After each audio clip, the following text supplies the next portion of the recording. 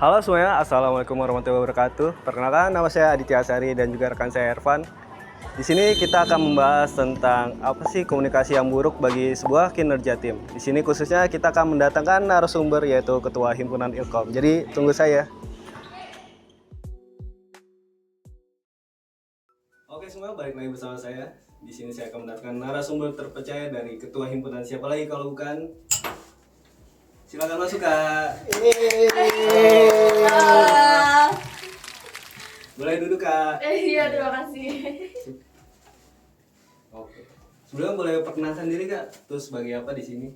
Oh, di sini? Iya. Di sini. Oh, saya Dia Anggraini. Di sini sebagai narasumber dari saudara Evan dan saudara Adi. Oh iya. Tentunya juga sebagai ketua himpunan. Iya, Ilkom saya juga, Kak. ketua himpunan mahasiswa ilmu komunikasi periode 2025-2026. Wih, keren sekali tuh.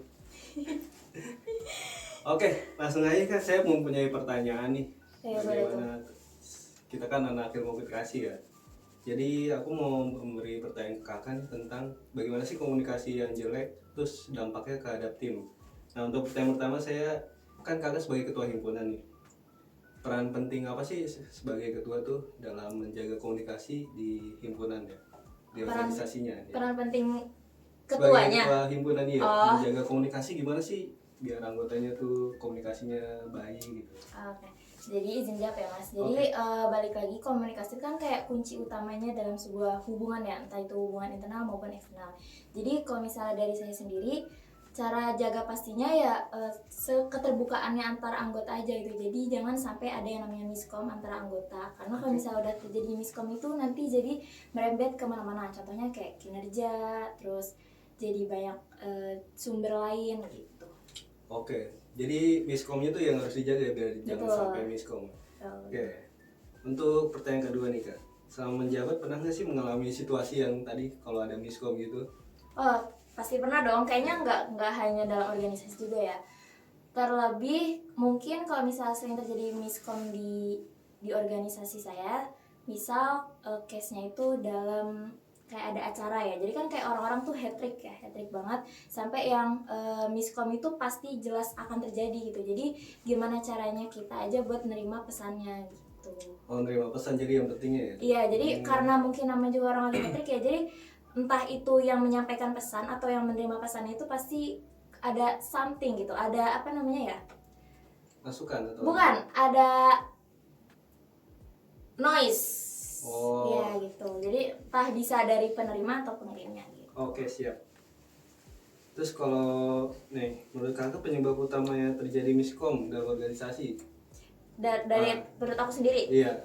dalam organisasi yang udah ya, yang udah terjadi itu biasanya ya kurang keterbukaannya, entah dari saya atau ke anggota atau dari anggota ke saya, bisa jadi dari anggota ke koordinatornya dan koordinatornya kepada ketuanya gitu. Jadi kurang keterbukaan aja. Kurang terbukaan ya? Iya. Berarti ada kalau misalnya contoh salah satu orang nih Pak ya toksis atau dia miskom banget nih, nggak ngerti bahasa kita, dia juga nggak peduli lah tentang organisasi tapi dia masih mau di situ tuh. Terus dia ngejalaninnya juga nggak niat gitu. Ngebilanginnya gimana sih? Kamu tuh harus komunikasi yang kayak gimana biar kita tuh didengar, kamu ngomong tuh didengar gitu. Jadi cara ngatasin kayak teman-teman anggota yang kurang terbuka gitu ya, entah kurang terbuka atau dia pun bingung kan, mereka tuh pada intinya yang kurang pengetahuan ya, entah itu dalam tanggung jawab yang harus dia jalani sama cara menyampaikan dia ke teman-teman atau ke atasannya gitu ya.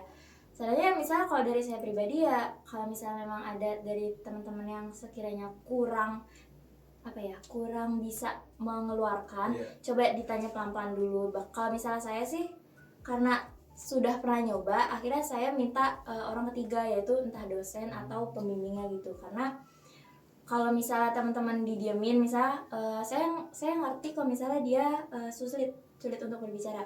Kalau saya diemin terus nanti jadi kebablasan. Jadi nanti temannya ini jadi nggak ada tidak bisa menyuarakan apa yang dia pikirkan gitu. Jadi harus pelan-pelan. Kalau misalnya udah saya tanya tidak bisa, berarti memang harus ada orang ketiga yang lebih dia percaya buat dia keluarkan gitu. Oke, jadi kayak gitu ya guys pertanyaan dan jawabannya dari Kak Dia. Oke, terima kasih semua. Itu juga tadi dari wawancara kita berdua. Terima kasih Kak Dia Terima atas kasih wawancara juga. dan waktunya.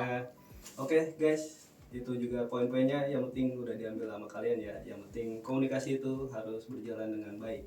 Oke, semuanya terima kasih. Kita terakhir dari kita. Wassalamualaikum warahmatullahi wabarakatuh.